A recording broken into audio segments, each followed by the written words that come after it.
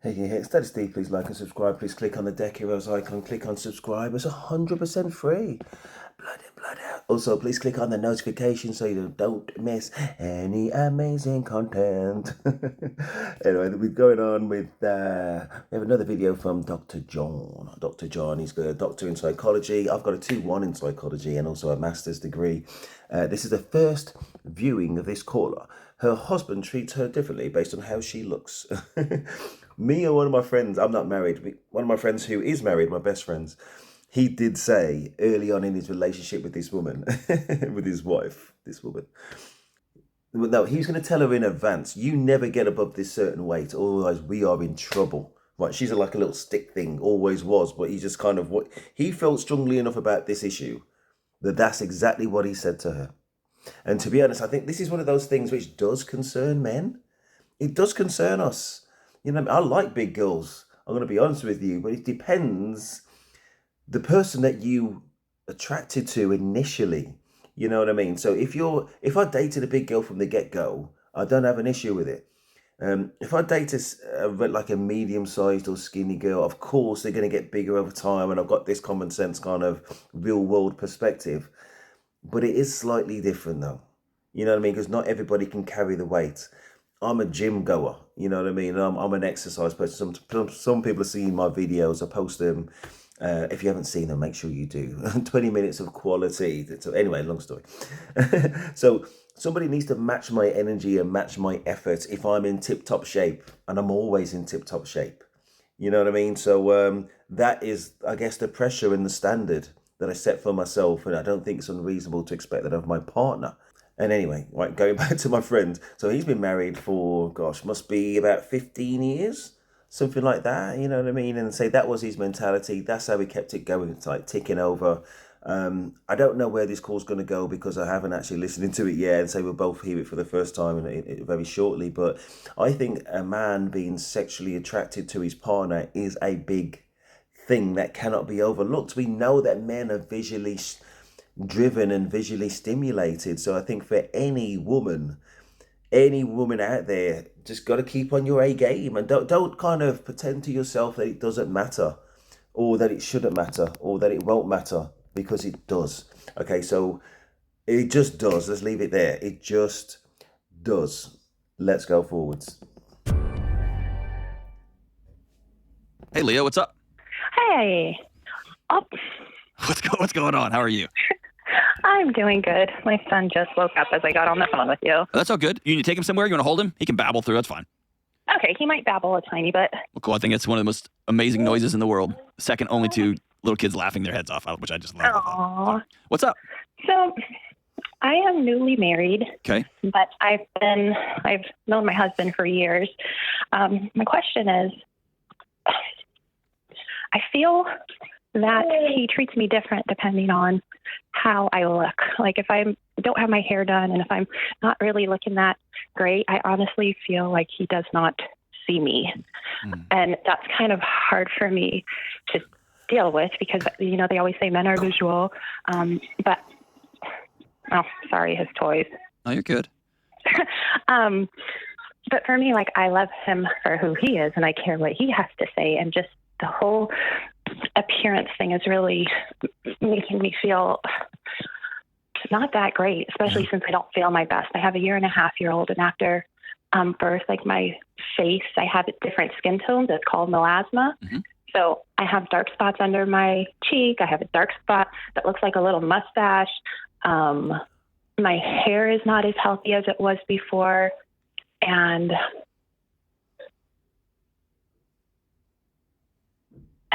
it just, I don't know. I feel like something is off there. Okay. Have you talked to him about it? I haven't. Okay. I know he was married before for 20 years and, Okay. you know, they didn't really have a big physical connection. So that was one thing he was very, you know, excited about and happy with me.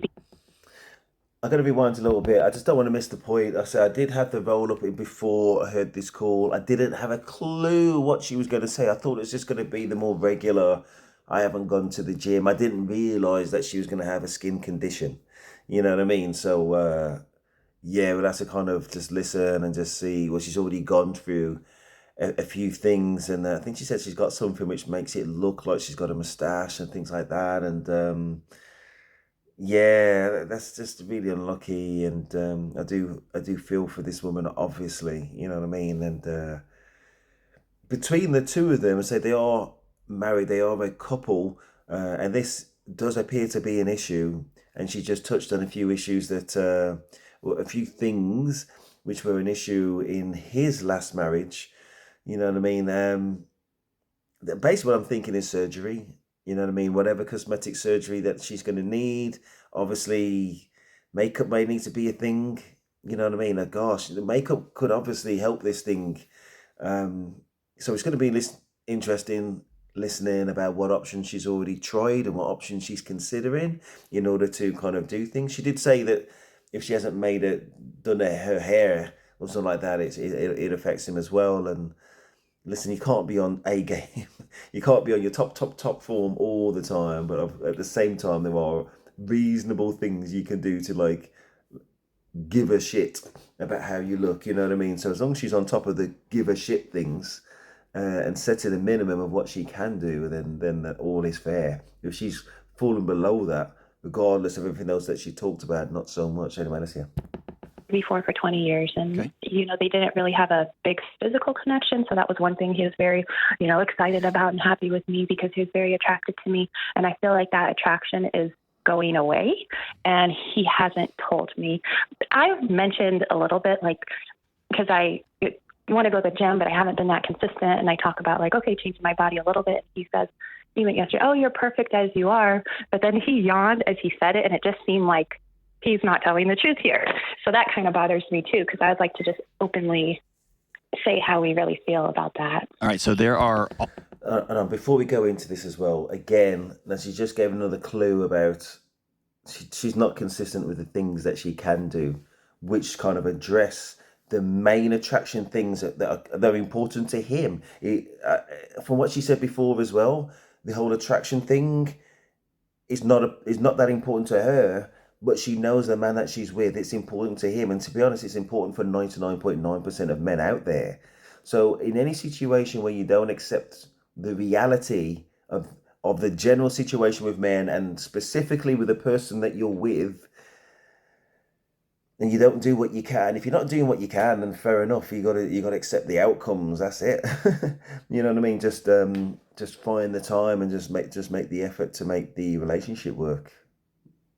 There you go. And it sounds like, and I don't know, that he tried to give her some kind words, because it's all about kind of relationship management and like a happiness management as well in order to maintain the relationship. So he said these happiness words without really meaning it from what she said. Very possible. Very possible. Anyway, see you to the rest. All types of people all over the place, okay? I'm going to give you some insight into the secret man meetings that I attend every week, okay? Okay. I don't really attend secret man meetings, but I'm just going to tell you what I've heard behind closed doors for 40 years of growing up in locker rooms and hanging out with dudes and traveling with guys and playing music, like all different guys from all over the spectrum, okay? I'm on the edge of my seat, John. Good. Here's the secrets. Now, make no mistake, there are idiots everywhere in every group of people. We both know that, right? Mm-hmm. You have gotten in a place where you are telling yourself so many different stories that you believe. And then you're reacting to the belief of those stories, and then you're projecting that belief onto your husband. And until you've sat down and had a conversation with him, and he's looked at you and said, you're right, I'm struggling with attraction right now. I love you. Right. Which, by the way, that happens all the time. That's normal. It's part of every marriage and every long-term relationship is ebbs and flows in attraction. But here's the big secret I've learned. Almost universally, the sexiest people begin that eros, that eroticism comes from the inside out. Mm. It's people who, you see them all the time, you're in their presence, and they're not classically attractive, right? They wouldn't be on the cover of whatever. Right. But you're just overwhelmingly attracted to them. Yes, he already knows that he likes the person that she is. That part, I think we already know that he's attracted to this woman. You know what I mean? He's just actually, I think she's just had a kid for him, for goodness sake. He's attracted to this woman, who she is. It's just the things. And hopefully we get to this. We're kind of only 5 minutes in. I just noticed a 18 minute video. the bits on the inside, we've got that already. Maybe he's just giving her a little bit of confidence. Bit on the inside, we already know that he likes. It's the bit on the outside and whether she can do anything about it and whether there's practical solutions about it and her accepting the reality of what she's already said. Her man is visually driven and sexually driven. So how often do they have How often do they have it? You know what I mean? Is she still trying to entice him in that way? It doesn't really sound like it because she can't be bothered to go to the gym. You know what I mean? So what is the issue with that? Is it that she really just can't? Is it that she can't be bothered, or she can't find the childcare? Is the childcare an excuse if that's what it is, and she really can't find anybody just to kind of take care of the child for a couple of hours, or she just say doesn't want to do it? Drill down. Anyway, let's see. Some of my closest male buddies are not good-looking guys, and I remember back in our 20s, it was staggering to me. They would sit down and talk to a group of women, and it was like Brad Pitt just pulled up a seat, and it was this sense that came from the inside out. And I've met women who are just stunning, that aren't done up, that aren't, you know what I mean, like done to the hilt. It's just this it's the way they walk, it's the way they talk, it's the way they understand. I'm in season X, I'm in season Y, I'm in season Z, and you're pretty lucky to be talking to me.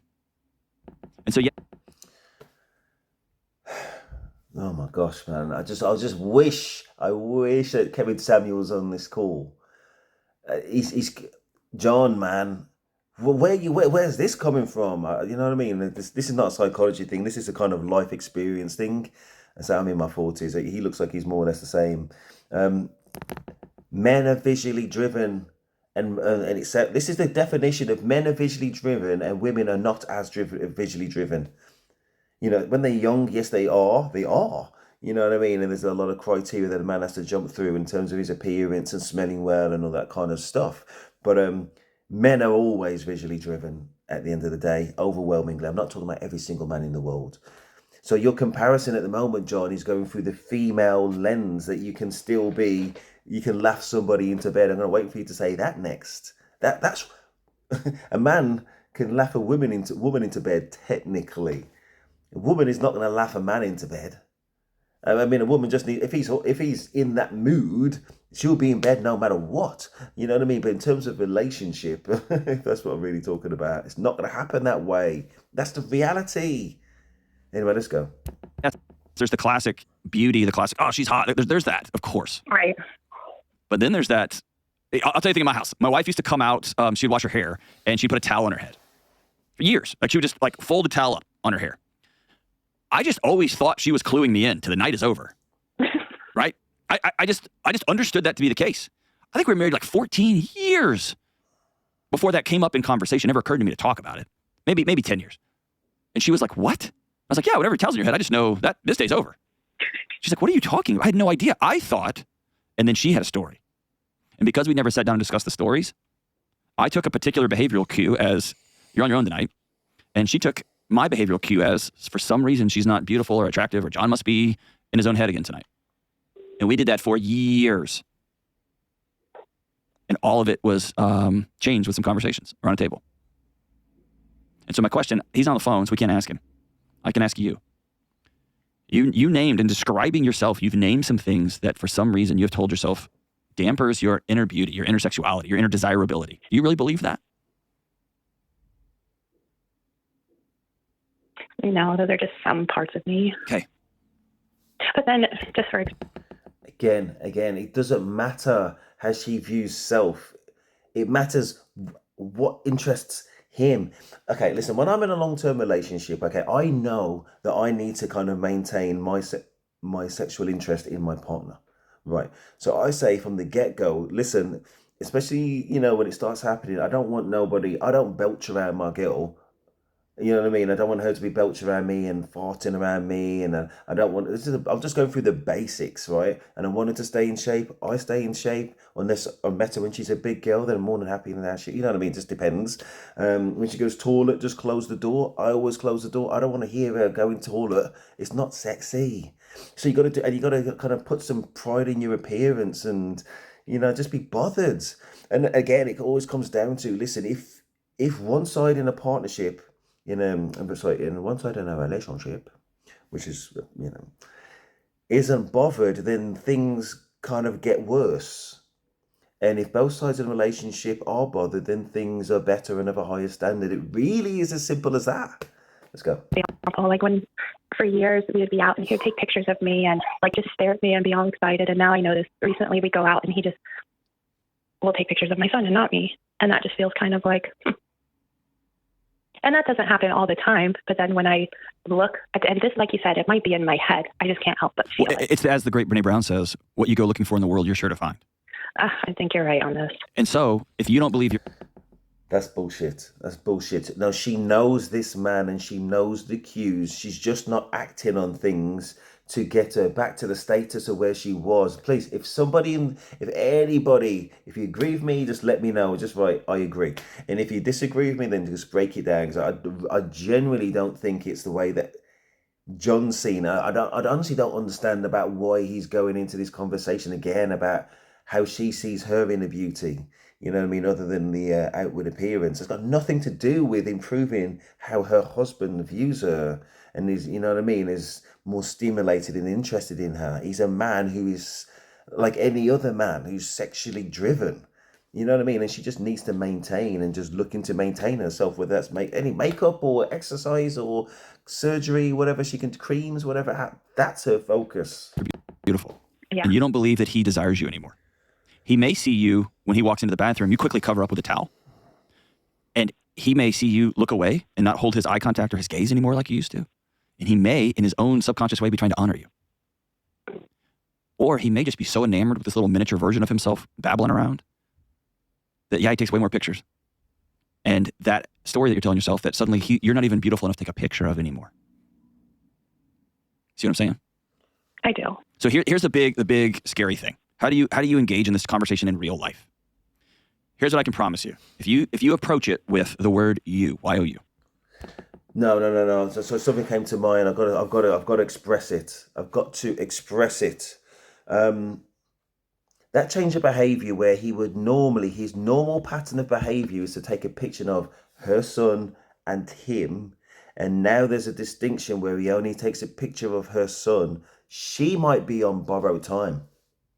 Because with that objective male brain, he might be just thinking, no, the only person he wants to see in those pictures is obviously his son. And there's a massive difference between what happened before, his normal pattern, and now.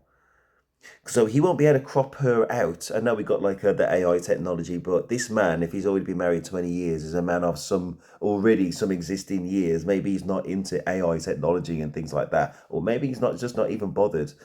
I'm telling you right now, as a man, on some level, he's distancing himself physically, and also in this next route, and in terms of his photos, he's distancing himself and the things he cares about, which is his son, from her.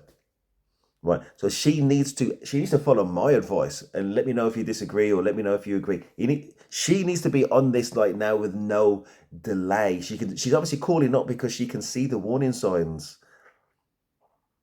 And she just needs to act on it. And really, she needs a roadmap of what she needs to act on. And at the moment, she hasn't got the advice in order to get her there. But anyway, let's see. Mm-hmm. I've noticed you don't want to sleep with me as much anymore. I notice you divert your eyes when I walk in the room where I'm just wearing my underwear. I notice you don't take pictures of it anymore. He has to defend himself. If you start the conversation with, can I tell you some things that have been on my heart lately about me? Sure. Go ahead, honey. I've got this thing that makes it look like I have a mustache now. And I remember I looked like X, Y, and Z, and then I had this baby, and now I feel like I look like A, B, and C. I just don't feel beautiful for you anymore. And I feel like I'm moping around the house. I feel like I'm making it hard to be like sexy. We used to have so much sex in the air in our home. And that's an invitation for him to go, yeah, I've noticed you look like you have a mustache. Or for him to go, what? What are you talking about? I just thought you looked really tired, and I don't want to be haggling all over you. I don't want to bother you. I don't want to be one of those guys that's always pawing at my exhausted wife. You see what I'm saying? I do. Here's the scary thing. The only way you're going to know is if you put it on the table and say, the story I'm choosing to make up is, and I got that from Brene Brown too. The story I'm choosing to make up is, you no longer think I'm beautiful. I no longer feel beautiful. I no longer present as beautiful. I've got these new skin tones. I've got this new, I gained some extra weight. I don't go to the gym as much anymore. The story I'm choosing to make up is, I'm no longer sexy or desirable or even worth sleeping with anymore. And just let that be on the table. I could do that.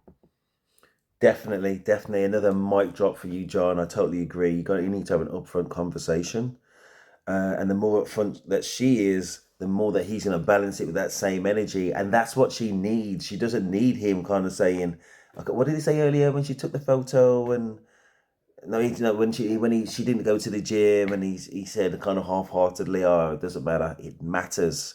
You know what I mean? But if she comes with that energy and that clarity about, listen, this is what I've noticed, and she can spark that reaction from him, then it's more like, I think it'd be more likely to be honest, and that is key. And if he says that, oh, listen, I'm generally not that bothered, then he needs to start acting like it, and you can just hold him to that. But if he says, no, you need to go to the gym, or you're just not making these minimum efforts, or you said you were going to do this and you didn't follow through, and then pull out those stops, because we already know, as I say, she doesn't even do the things that we know she can do, going to the gym that she mentioned. So anyway, I agree with you, John, 100%. 100%. But this isn't what I thought you were going to tell me. What do you think I was going to tell you? You're going to laugh, but I was thinking you would say to play effort and to put more effort in my appearance. That men are visual. Well, so there's number one, there's the story. And here's why that's important. You're going to get some information. And it might be information that's really hard to hear. He might look at you, if he's a person of integrity and he's actually struggling, be like, yes, I'm struggling with this. Right. I am. Less about your, like, the shades of your skin tone, and more this give up sense. Right. Right? And you are the one I'm getting that sense from you. I feel like, you need to ask yourself, what must be true for you to begin to feel desirable in your own skin? Okay, and this would be something that I would change about myself to feel more desirable, or I pick something that's already that I like about myself. I don't think it's an either or. I think it's about changing your identity. Because your identity, the story you tell yourself. This is really hitting me big. Thank you. Well, the story you tell yourself is, I'm just a frumpy, unlovable, unattractive, having sex withable mother of a 1.5-year-old. Yeah. Instead of, the story is, I am a mom who just created a human, and I'm getting after it, and I also am a good steward of my body. So in the breaks I have, I'm going to exercise, not so that I can become like hot again, but so that I can freaking feel good. And I'm worth that. And that means I'm going to need 30 minutes or an hour I'm going to have to get some home gym equipment, or I'm going to have to go to the local YMCA or the local gym and use their childcare service, which means me and my husband have to budget for that. I'm going to need my husband to start helping with dinner, or to bring home some healthy grocery options so that we can begin to change. You see what I'm saying? It's an identity. It's a story that we tell ourselves, and then we backfill that story, that identity, with action. Okay, that makes sense. Because he's always encouraged that, like, oh, take time, you can go ahead, and for some reason I have not. If the story... Finally we get there, though. Finally we get there. She was absolutely right. The conversation that I thought he was going to have, I said, this is my first view, and I've never seen this video before in life. And I thought the conversation just led on to address the issues which have come forwards, but didn't quite go there. And we kind of got into both things. Have that upfront conversation, but also tackle the things that you can tackle. And it's good. That you tell yourself all the time is, I'm just this frumpy, unlovable. Oh, well, this is helpful. Right? And then he goes, hey, go take all the time you need. You're going to hear that as, you're not pretty enough for me. I wish you'd go work out so you wouldn't be so unattractive. Exactly. Or if you're like, no, dude, I loved feeling beautiful in my own skin, and I am a person of beauty, and I'm a person who's a good steward of my body. Those aren't mutually exclusive. So I'm going to go exercise. I'm going to feel good. And by the way, you're going to go do a week's worth of exercise. The actual aesthetic of you is not going to change a whole lot, but you're going to freaking feel awesome. Thank you. Because I will. I worked out before, and I used to feel amazing, and I just haven't been. Okay. So I get it. But hold on. This comes after the conversation with your husband. Oh, I forgot. Okay. You can't do this. You can't just blow by that. Because this is the intimate moment. This is the moment when you say, this is all of me. Do you see me, and do you still love me? Because you have to get an answer to that question. Why is he insisting that she doesn't get her shit together and then have the conversation? Because you need to kind of preempt what the conversation is going to be, right? And as a man, or listen, it doesn't even have to be as a man. So say if there's a problem with whoever, right? You've done all that you can do, right?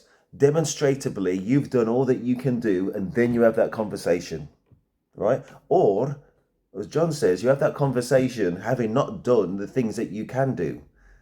No, no, you got to put your best foot forwards, always. Who knows? Maybe she does these kind of things. She goes to the gym a little bit more. Problem is solved. You don't even need to have that conversation. You know what I mean? Or there's just less problems to resolve. Say if there's 10 things to resolve and she's resolved 5 of them, he acknowledges that there's 5 in his brain. That could be enough energy to get that relationship to where it needs to be. But if there's 10 things to resolve and she's resolved none of them, including the things that she could have done, that could make that conversation significantly more problematic, is what I'm trying to say. You know, anyway, let's go. Yeah. You doubt that right now. Okay. Fair? Fair. Thank you. Thank you for being brave. Yeah, I appreciate that. That helps a lot. All right, here's your homework assignment. I want you to write down on a piece of paper when baby's taking a nap today. Okay. Here are the stories I'm making up about my appearance, my lovability, my sexuality, my sensuality, and my husband. And then I want you to tell your husband, hey, can we turn all the TV off and put all the phones away and have like an honesty meeting tonight? And he'll go, oh Lord, what is it? And be like, no, I love you so much, and I want to have this. I want to be honest about some things. Sure. And I want you to start all of those with the story I'm choosing to make up is, or the stories I've been making up are as follows. It's so funny how it actually is me, and I was so focused on it being a him thing. Oh, hey, it might be him. He might be a total scumbag jerk. Right. But maybe not. Only you know him, right? Okay. Early on, I had somebody call the show, and here's what the call was. I have a 2-year-old, an infant, and my boyfriend says I'm now in the running to be his wife. But he said I have to get the house back in order and get my body back. And then she called me asking for how she could fix her mindset. And I told her, I know some friends of mine who don't mind going back to jail. What's this guy's address, right? It doesn't sound like your husband, am I right? No, he's wonderful. Okay. I think you're haunted by a story he told you of his ex-wife where he had a loveless, sexless marriage. I don't know, just think through that. Just think through that story, right? So, hold on, just give it an anecdotal example of a husband actually identified what the things that matters to him, and the solution was, no, you totally dismiss it. I know some guys who can just sort him out because the things that matter to him don't really count. I mean, goodness sake. Goodness, and is it unreasonable? Or is that the man that he's always been, or has he just turned on a dime and done a 180? I doubt it. The other thing I was going to say, I know we can write at the end of the video, I'm also saying now, is I would have done the things that I said in the order that I said it. I think the thing about focusing on the inner beauty now comes afterwards, and also don't forget that, you know what I mean, there's a lot of things that beyond what's happened to you, the unfortunate things that happen to you, which still make you a very attractive person, and, you know, just focus on those, the inner things as well as the outer things, which makes you still beautiful, and don't forget that type of thing. You know what I mean? The things that he mentioned. So I'm not saying it shouldn't have been said. I'm just saying it wasn't the solution to the problem. And it sounds like on that other call that he just mentioned right now, there was no focus on solution there either. You know what I mean? The emphasis was in the right place for me. But let me know what you think as well. We're nearly at the end. Let's go. You have loved filling that gap for him. And it doesn't sound like your husband, am I right? No, he's wonderful. Okay. I think you're haunted by a story he told you of his ex-wife where he had a loveless, sexless marriage. And you have loved filling that gap for him. And now suddenly you're in just a season and you've begun to tell yourself new stories. I think it's time to put those stories on the table. Let's write new stories. Let's define new identities, and let's just go make those things happen. And by the way, you have a 1.5-year-old. I can hear the pots and pans in the background. It's just chaos. It's just a season. Just a season. So how can we have fun and adventure and sexuality and sensuality with running around? It's just hard. It's just a mess. And it doesn't last forever. And if there's a spirit of adventure about it and a spirit of honesty and put it all on the table, man, couples can overcome anything. Anything. But it starts with those stories we tell ourselves, and it starts with those identities, and then it starts with those behaviors, those actions. Who are we in spite of our identity? You get to change that stuff every minute of every hour of every day. Awesome. I'm proud of you for calling. I'm proud of you for calling, Leah. I just want to say as well, that's that problem, isn't it, with the trophy wife syndrome, which I've just invented, trophy wife syndrome. So if you're, what is it now? My partner's got a great phrase for this. If your main thing about you, what's it now? If the main thing about you is your looks, and then you lose those looks, then what comes next? You know what I mean? You just kind of your main points, your main quality has been diminished. It's like a man who leads with his money, and then what happens when the money's gone? Or somebody leads with their youth. What happens when, you know what I mean, when that's gone? all of that type of thing. Yeah, this is that situation. It just came about a little bit quicker than what was expected. Anyway, a very interesting call. I hope you found that interesting. I love these types of calls. I'm going to do a few more. Definitely. Anyway, please like, subscribe. Please click on the notifications just so you don't miss any amazing content. Daddy Steve, and I am out.